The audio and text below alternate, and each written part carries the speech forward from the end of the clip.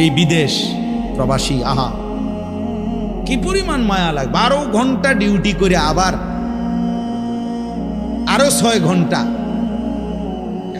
আরেক কোম্পানির স্যার কি করে 18 ঘন্টা, কেউ কেউ আর থাকে 6 ঘন্টা। এই 6 ঘন্টার মধ্যে বিশ্রাম কখন? নিজের জামাগুলা নিজে ধোয়, নিজের রান্নাটা নিজে করে। প্রবাসীগুলো বিদেশে থাকে, যে আমি তো সৌদি আরবে অনেক দূর দূর ছেলেদের কাছে গেছি, ওরা দম করে খুব মহব্বত করে। তাইলে এই নিজের রান্না নিজের, কত ছেলে যে বিশ্বাস করো ভাইয়া কি পরিমাণ কান্দে, আল্লাহর কসম। এটা যদি আমি দেখাইতে পারতাম। এখান থেকে এটা বিদেশ অনেক কষ্ট, এই কথাটা কইলে তুমি বুঝদা না ভাইয়া, অনেক কষ্ট। এটা কইলেও তুমি বুঝদা না, এটা কইতে তো 1 মিনিট লাগছে, আর অনেক কষ্ট। বাস্তবতা হলো তার চাইতে অনেক বেশি কষ্ট। এই প্রখর রৌদ্রে, এই তীব্র রৌদ্রে, বিশেষ করে 12 ঘন্টা ডিউটি করে আসার পরে যখন একটা ছেলে বা একটা যুবক, তার একজন আপনজন কেউ নাই, আইসা নিজের 1 গ্লাস পানিটাও নিজে নিতে হয়, তো মনটারে হাহাকার লাগে, যাহার কেউ তো নাই।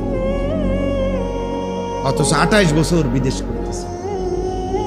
এক ছেলে দেখা হইলো লাস্টের দিকে, ওই আমার দেখে জড়াই ধরে কাঁদতেছে। আমি বললাম, বাবা তুমি আজ কতদিন হয়েছে আইসো? কয় হুজুর 3 বছর। এই শেষ আমার যে ছেলেটা খেজুর আইনা দিছে মদিনায়, ও ছেলেটা আপনার বলতেছে হুজুর আজ 3 বছর হয়েছে বাড়ির থেকে আসছি, একবারও যাই নাই। আমি যাইবা কখন? কয় হুজুর একটা আইডিয়া করছি, যে ঋণগুলো করছি আরো 3 বছর যদি বিদেশ করি তাহলে ঋণগুলো শেষ হইবে, তো আশা আছে হুজুর এরপরে যাবো।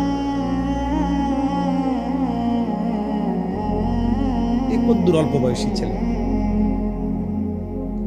হ্যাঁ ভাইয়া, এই জন্য সে যাইয়া হয়তো অনেক দুঃখের কথা বলে না বাড়িতে, যে মা কানবো, বাপে কানবে, বা বউ বাচ্চারা কানবো।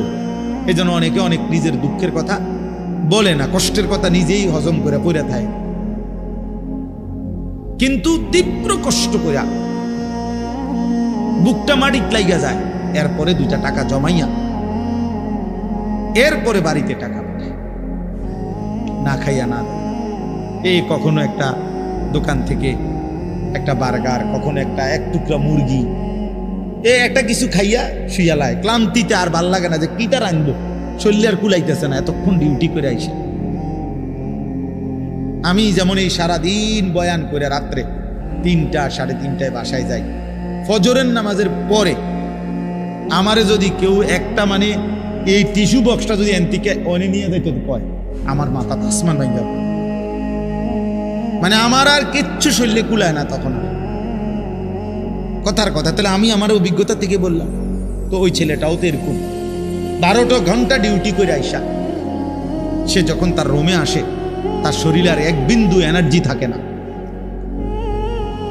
এই জন্য দোস্ত আমার, বন্ধু আমার, স্বার্থপর বড় দুনিয়া, যে দুনিয়া কষ্টই করা যায় কিন্তু চাহিদা পূরণ হয় না।